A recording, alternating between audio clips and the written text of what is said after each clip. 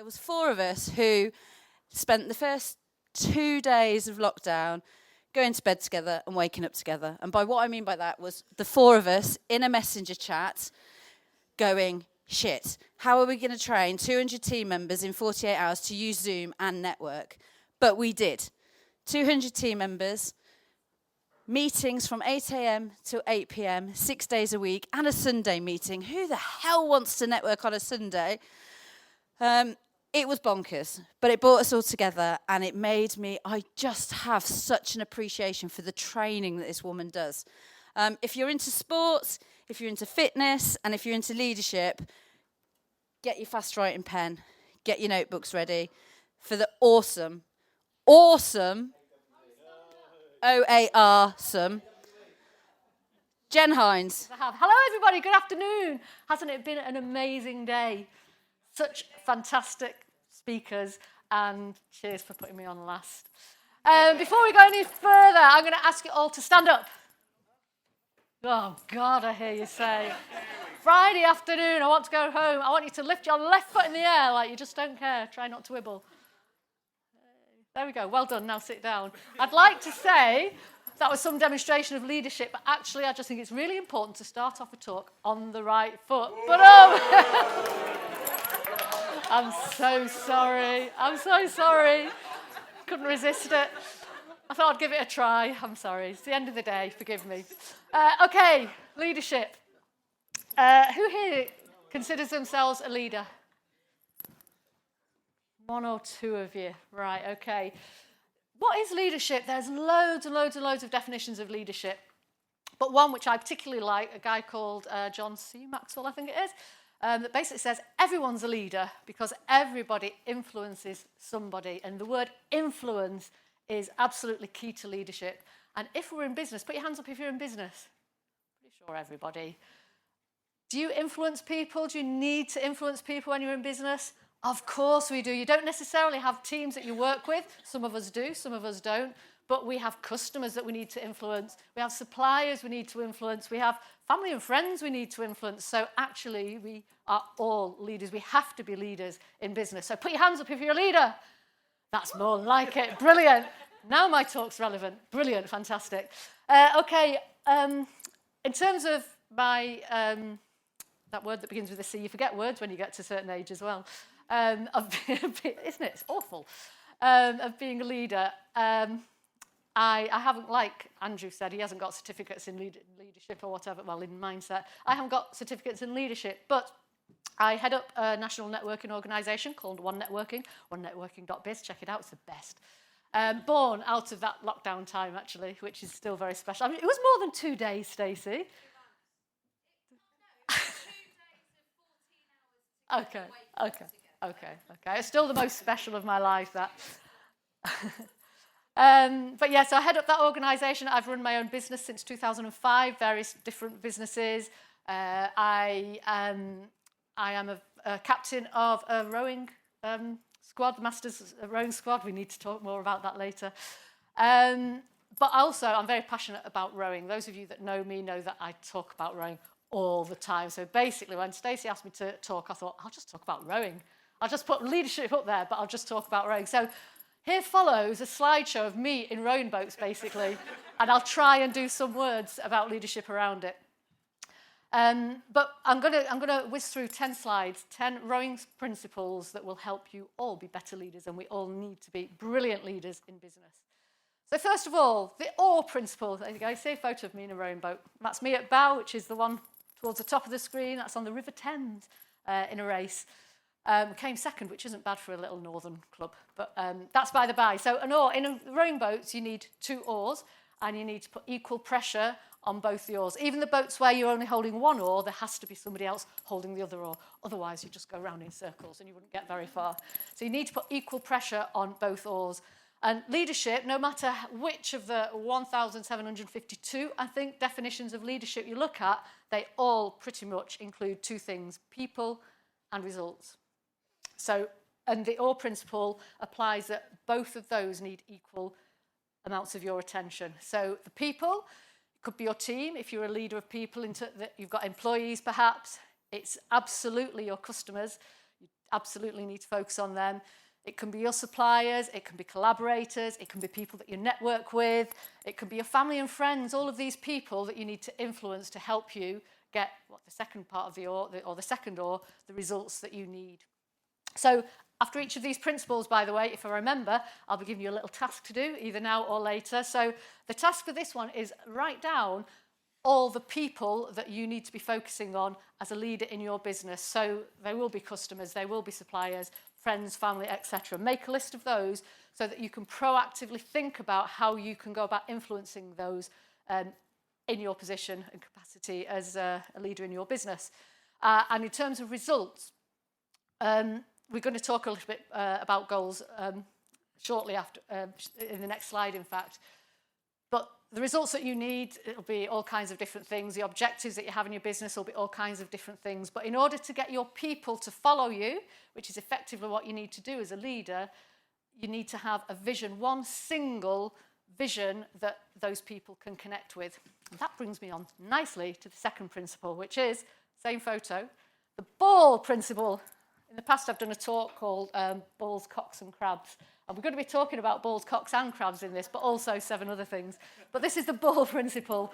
If you squint at the top, I can't see that slide, which is why I'm focusing over here, but there are people over here as well. But if you squint at the top of the boat, the front of the boat looks like the back because rowers row backwards. There is a tiny little ball. Most people row, I was having this conversation with Louise earlier, most people who row, they either row because they're really tall and really strong, that's not me, or they row because they're rubbish at ball sports or racket sports or anything like that. I'm the latter. I'm rubbish at any other sport. So I found rowing and I fell in love with it. But there is a ball, a really important ball in rowing, and that is the bow ball, which is at the, as I say, it's the front of the boat. Looks like the back because we row backwards. And that is kind of this single, for competitive rowing, which is what I do, that's the single most important thing in terms of the vision, because all we do in rowing, everything we do in terms of training, the aim is to get that ball over the finish line before anybody else, or as fast as we possibly can. And that's the single vision. So everything we do, all our training, everything we do between training, is it going to make that bow ball get to the finish line quicker? There's a book, actually, Will It Make the Boat Go Faster? It's kind of a similar principle to that. But that's the vision. So as a leader in rowing, it's very easy. Anybody that wants to get that bow ball to get over the finish line quicker will follow you and will do the same things as you. So in terms of in business, have a think about what that one thing is that you can have as your vision, that your customers, that your team, that your suppliers can join you on to follow, because they really passionately believe that. It could be you want to make a big difference, it could be financial, whatever it is, it's just really important to have that one single focus. That's your bow ball. Okay, next slide. The single principle. That's me in a single. A single is the name of a boat where you sit in it all on your own. Oh, and I hate it. I love rowing, but one of the things I love about rowing is it's a team sport. You sit in a boat with other people, usually, and you're all helping each other get that boat to go faster. But the single, you're in it all on your own. And there's a couple of reasons why I don't like it. I find it really lonely. You're training, you're going up miles and miles up and down the river, and you're all on your own. So I do find it lonely. But secondly, it's all your fault in a single. If you're in a crew boat and it wobbles or you're not going as fast, it's their fault. You're doing everything right, but they're all doing it wrong. In a single, it's literally all down to you. So every wobble's down to you. If it's not going as fast as you want it to, it's down to you. So again, it's same in leadership. Being in business can be quite lonely, can't it? Even if you're not on your own, but it can be quite lonely, and being a leader can be quite lonely. But the thing is, the thing I say to myself about being in a single, I don't do it very often at all. This was actually on it's called a sculling camp, where everybody had to be in singles for the whole time. That look on my face looks like focus, determination, and drive. It's petrifying, because a single, by the way, is almost narrower than your hips, and it's really, really long. It's like being on a tightrope, so I'm scared to death in them. But I always say to myself, if I'm not prepared to row with myself, how can I expect other people to row with me? Because if I'm not enjoying it in a single, it's perhaps because it's wobbly, but that's because I'm doing something wrong. It's perhaps because it's not going as fast as I'd like, that's because I'm not putting in enough power. So if I'm not prepared to overcome that fear and row with myself, I can't expect to be in a crew boat. So again, a little thing with leadership is we have to be prepared to do things that sometimes scare us. that sometimes make us nervous, are definitely outside of our comfort zone. But if we're not prepared to do that, we can't expect our followers, whether our followers are clients, our team, to do that as well. So we have to sometimes jump in a single. That makes me a lot happier, though, seeing myself in a boat with other people. So the crew principle, though, I've used this photo on purpose. It's not just a really old photo with blotches on it. That's snow. So the wonderful thing about being in a rowing crew boat is that you're a real team. If you're in a competitive crew and you row together all the time and you race together, you show up for each other. You put 110% in for each other. You don't miss training unless your legs hanging off. And even then, you'll probably tape it back on to row together. You will do everything in your power to get there for your team, even if it's snowing. That's why I chose that photo, because you will go out in all weathers with your little woolly hats on, but you do get hot really quickly. You'll do absolutely anything to be there for your crew. And it's not something that comes straight away. You get put into a crew initially, but you have to build up that know-like trust, just like you do in business. You have to learn to respect each other, and it's by showing up. You know, various talks this morning have talked about the importance of showing up in business, but it's by showing up, by doing your absolute best, by being driven to get that bow ball, or in business to get to achieve your goals together, that get you working really well together as a team. So the crew principle is have a think about who it is that's in your team that you need. And the team doesn't have to be people that work for you. It can be people that you network with. It can be people in this room. It can be the people that you wake up with at 5 a.m. and go to bed with at 4 a.m. the day after to make a networking organisation online. Whatever it is, think of who your crew is and what you need to do to earn that respect, to earn that seat in that boat, your metaphorical boat. So the crew principle of leadership. Next one up, now we're talking about cocks. So we've done the balls, now we're talking about the cocks. So the cocks in a rowing boat is the usually smaller person that sits in the seat, that steers the boat with two cables like this. They motivate the crew, they inspire the crew, they sometimes coach the crew from that seat. They shout instructions. If you've ever watched rowing on... I should have asked actually at the start, does anybody else row? You're about to. Any other rowers in the room? Brilliant, I can say what I want, you have no idea what I'm talking about. So you've perhaps watched the boat race. Have you ever seen the boat race on the telly or the Olympics? So you hear them screaming obscenities sometimes at the crew, and the crew basically do what they're told in that race to get that bow ball first over the finish line. But a cox hasn't just got in that boat and just started shouting and yelling instructions at them. Again, they've spent time with that crew. They're not necessarily, it's a hard job actually being a cox, but they're not necessarily putting in the physical power in the boat, but they're working just as hard of them ahead of the race. They'll train with them. They earn their respect, the know, like, trust, so that then when it comes to having to give instructions, the crew will listen and they will, and they'll take part. Now that's me coxing there with my arm stuck out like that in the blue. I'm a rower, not a cox, but I also am a coach, so occasionally I'll cox to coach people. And this, again, I've chosen this photo, the rower in the orange top. She's a 15-year-old girl who's been blind since birth. And one day, this still blows my mind, she woke up and decided, I want to try rowing.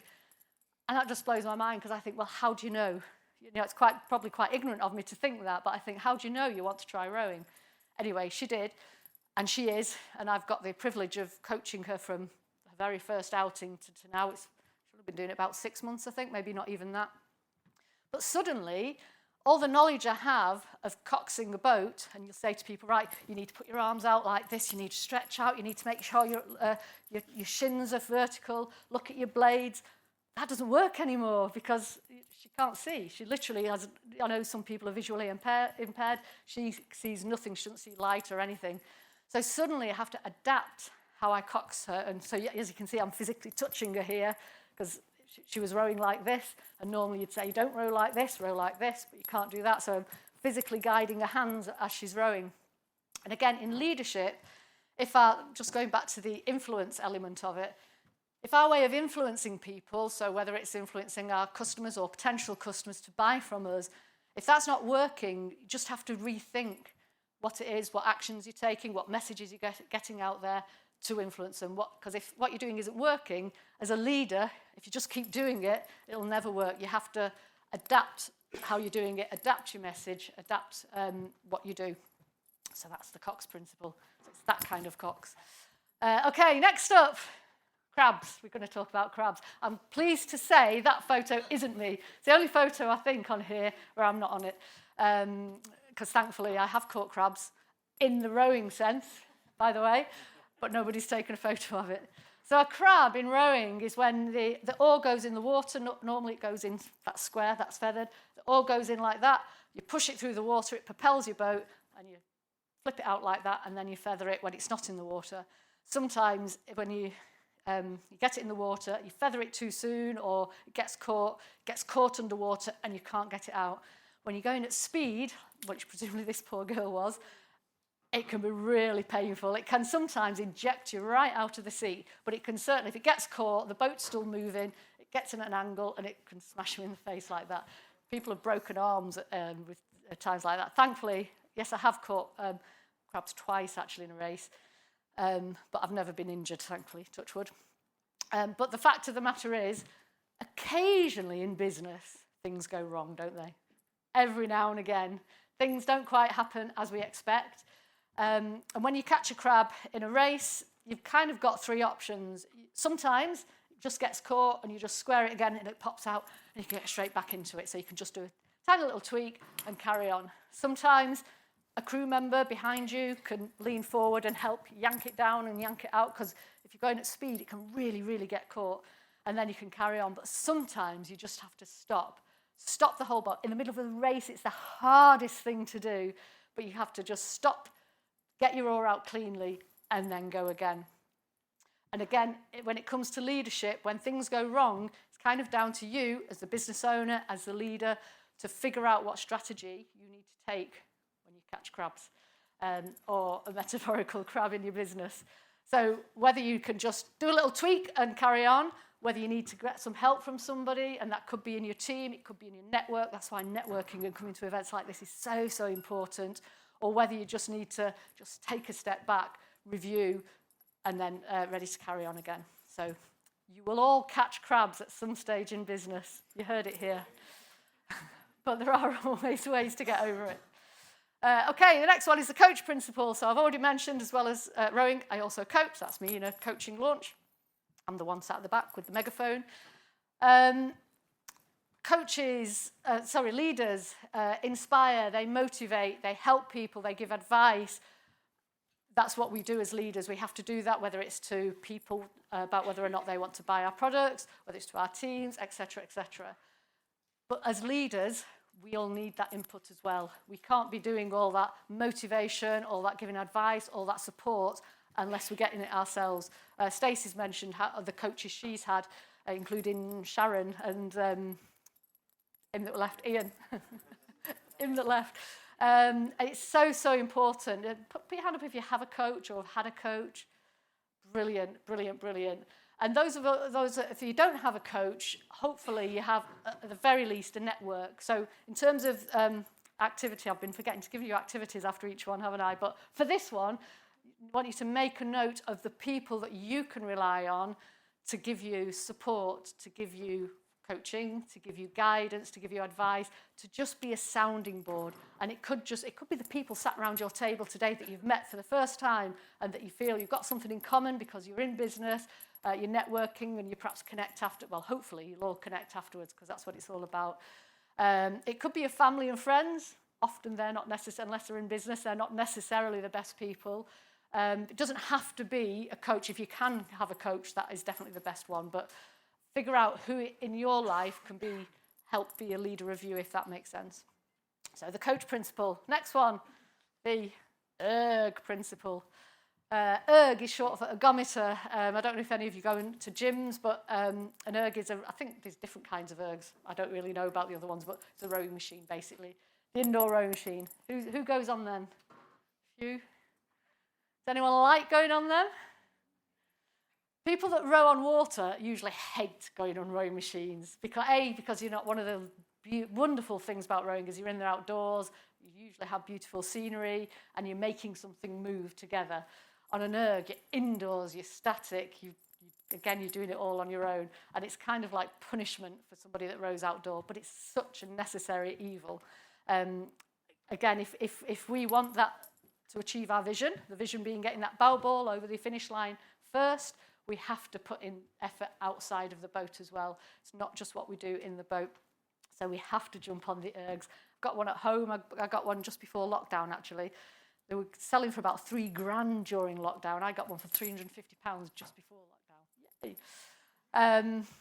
But the same in business, and somebody mentioned this in one of the talks, that we have to be prepared to do things that others don't do in order to get where we want to be, or to get where we want to be, to stand out from competitors and other businesses.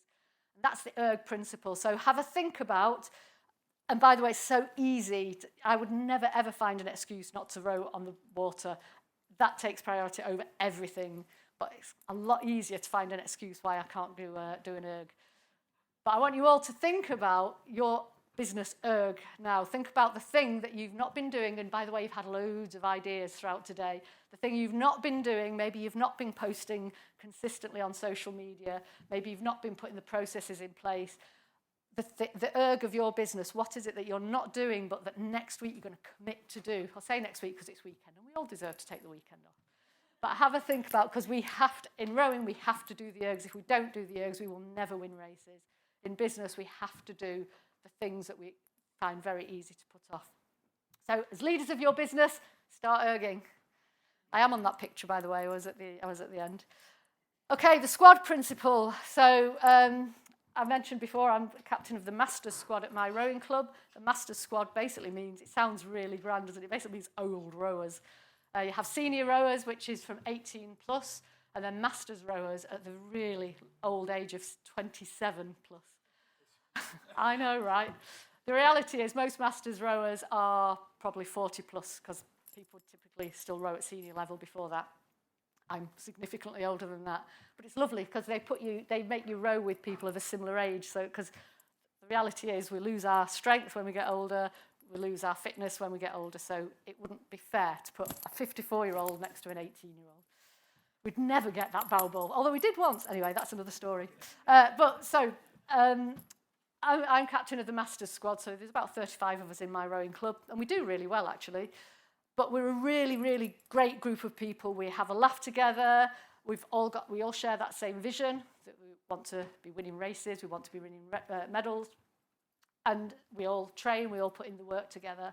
And being part of, whether you're rowing in a single, which I've talked about, I don't like, or rowing in a boat with 4 people or 2 people or 8 people, to be part of an even bigger squad is really important, because you really do help each other. Because sometimes things go wrong in your crew, you're perhaps not achieving what you need to do, so being part of a bigger squad. And that's a really, really important leadership principle there. And we're all doing that now because we attend things like this. Stacey's put on this fantastic event. There's, I don't know how many, I've not counted you, however many people here. And that's like, we're a squad today. We're all together. We've all got the same vision. We all want to learn. We all want to network, connect with people, motivate ourselves. Stacey said, if you're not feeling it, you should attend this. If you are feeling it, you should attend things like this. So we'll all leave this, loads of ideas, really fired up. And that's being part of a squad. So make sure, make sure that you've got a squad in place. So it could be a networking group. It could be a Facebook group. Obviously, it goes without saying, the Business Success Network on the Facebook group, all the events that Stacey runs. It's just a really important part of leadership.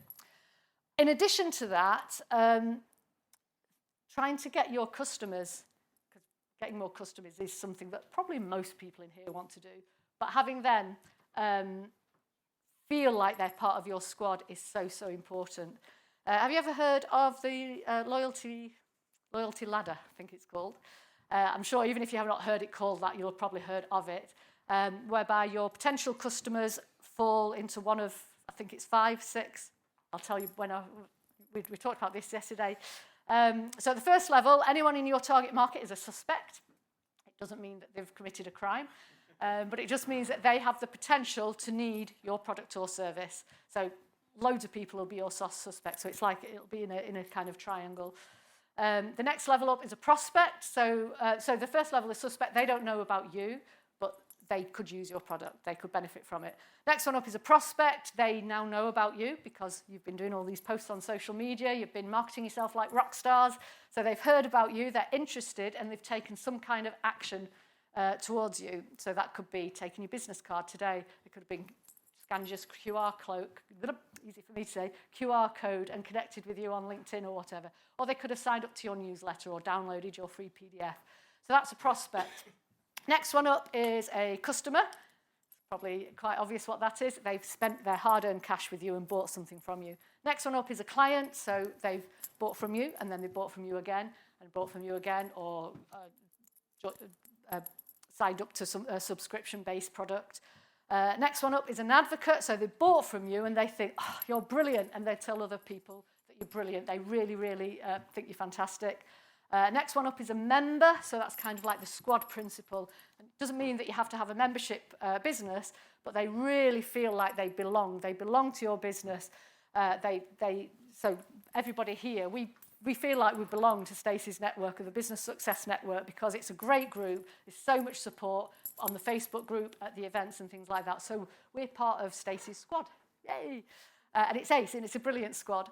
So that's that level. And then the level at the top is raving fan level. So that is all of the things before, but they will go out, and somebody talked about it. I'm so sorry, I'm rubbish with names. Talked about it in one of the talks where you no longer have to say what you do. They say follow. No, it's not look at me, it's look at them. And so in terms of thinking about being a leader of clients and customers, trying to get your clients and customers to go up a level as often as you can. They're not all going to go up to raving fan, but keep working on. So the processes that Chris talked about, have processes in place to get your clients and customers to lead them, to influence them to raving fan status, which leads me nicely onto the blazer principle, rowing blazers. That's a photo of Henley-on-Thames. That's probably the most famous rowing regatta in the world.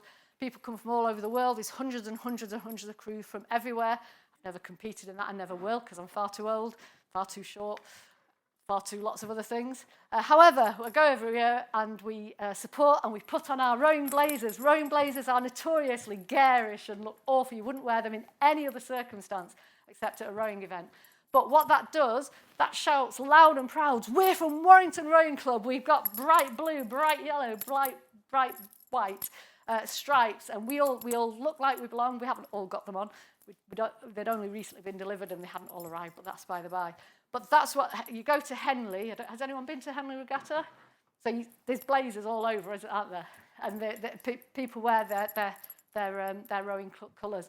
And that's the height of the raving fan. So as a leader, if you can get your customers to metaphorically wear your rowing blazer and be proud no matter what that blazer looks like, then that's the absolute pinnacle of leadership. That's influencing people to the extent they believe so much in what you do. You have to believe so much in what you do first. They believe so much in what you do. They want to belong. They want people to know that you're they're your customer, that they will wear your awful stripy blazer. Obviously, it doesn't have to be awful, but rowing blazers are. And that leads me to the final point, the winning principle. Yay, we do win medals. So the winning principle, obviously, being a leader, being a rower, winning is what we want to do. Being a leader, winning is what we must do. But when I say winning, it doesn't necessarily mean just achieving everything and knocking everything out of the park.